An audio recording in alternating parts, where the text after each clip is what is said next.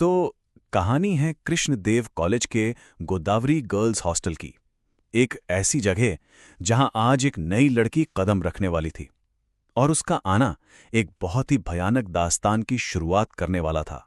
Hostel में एक लड़की, उसने उस नए परिवार को रोकने की कोशिश की, उन्हें आगाह किया, एक ऐसी चेतावनी जिसे उन्होंने पूरी तरह से अनदेखा कर दिया। और यही वो गलती थी जो उनकी बेटी के लिए एक कभी ना खत्म होने वाला दुष्स्वप्न बन जाएगी। तो आज हम बात करने वाले हैं उस कमरे की जिससे हर कोई दूर भागता था, लेकिन किस्मत ने उसे एक नई बेबस लड़की के लिए चुन लिया था। कहानी की हीरोइन है रवीना।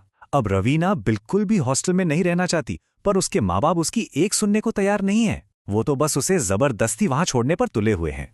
सोचिए वो सीन, पूरा हॉस्टल देख रहा है और रवीना के माँ बाप उसे खींचते हुए कमरा नंबर 13 की तरफ ले जा रहे हैं।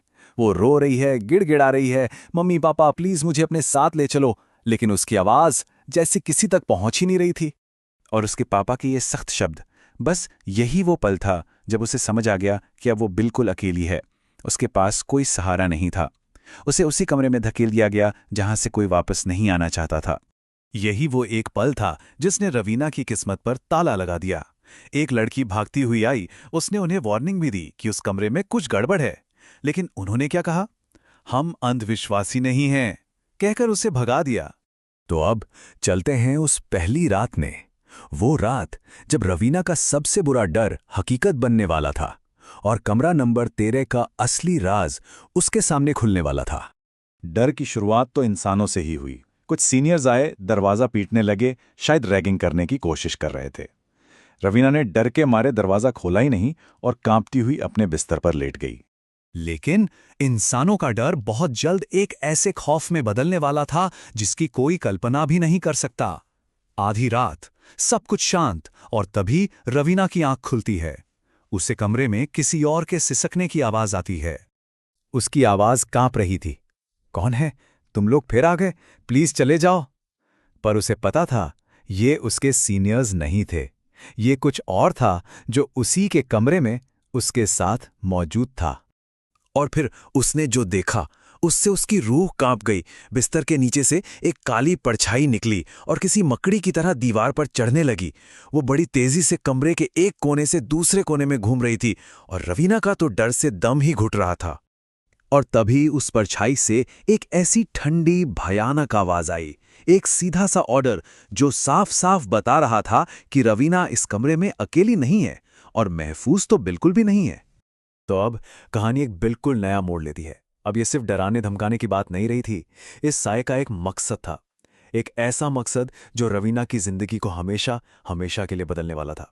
अगले दिन रवीना की एक दोस्त बनती है, संजना। लेकिन जब वो कमरे में वापस आती है तो देखती है संजना वहां बैठी है, अजीब तरह से सिर झुकाए।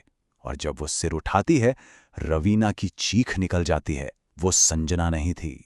उस भयानक चेहरे से जो आवाज निकली वो संजना की थी ही नहीं, वो उस भूत की थी जो सालों से उस कमरे में कैद थी। और वो क्या चाहती थी? बदला। और उसने अपने बदले का जरिया रवीना को चुना था। उस भूत का प्लान बिल्कुल सीधा था। वो उन लोगों को मारना चाहती थी जिन्होंने उसे जलाया था, और वो लोग अब कॉलेज में टीचर बन चुके थे, और इस काम में मदद के लिए उसने रवीना को चुना था। रवीना ने साफ साफ मना कर दिया, पर उस भूत को ना सुनना पसंद नहीं था। उसने रवीना को सबक सिखाने के लिए उसकी आंखों के सामने एक ही झटके में संजना की गर्दन तोड़ दी। अब रवीना बिल्कुल अकेली एक कातिल भूत के साथ उसी कमरे में फंसी हुई थी। जरा सोचिए उस हालत के बारे में। अपनी दोस्त की लाश के पास बैठी डरी हुई रवीना को यह तो समझ आ गया था कि उसे इस भूत के बारे में जानना ही होगा। वो कांपते हाथों से फोन पर हॉस्टल के बारे में सर्च करना शुरू करती है।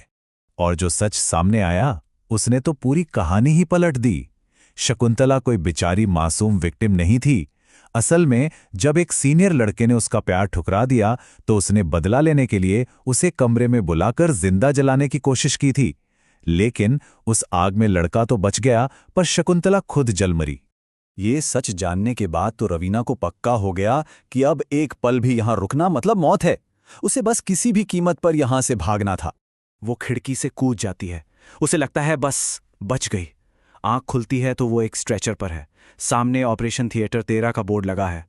फिर आंखें बंद होती हैं और जब दोबारा खुलती हैं तो वो वापस उसी कमरे में थी। संजना की लाश अब भी वहीं पड़ी थी। वो अपना फोन उठाती है और डेट देखती है। पूरा एक हफ्ता गुजर चुका था। मतलब वो एक हफ्ते से अपनी दोस्त की लाश के साथ उसी कमरे में बेहोश पड़ी थी। ये कोई हकीकत नहीं थी, ये एक लूप था, एक ऐसा दुस्वप्न जो कभी खत्म नहीं हो रहा था। कुछ दिन और बीतते हैं। हॉस्टल गार्ड और कुछ लड़कियां दरवाजा तोड़कर अंदर आते हैं और शकुंतला का भूत फिर सामने आता है। वो एक एक करके उन सबको बड़ी बेरहमी से मार डालता है। अब कमरे में सिर्फ लाशें थीं और रवीना। और फिर वो रवीना की तरफ मुड़ता है।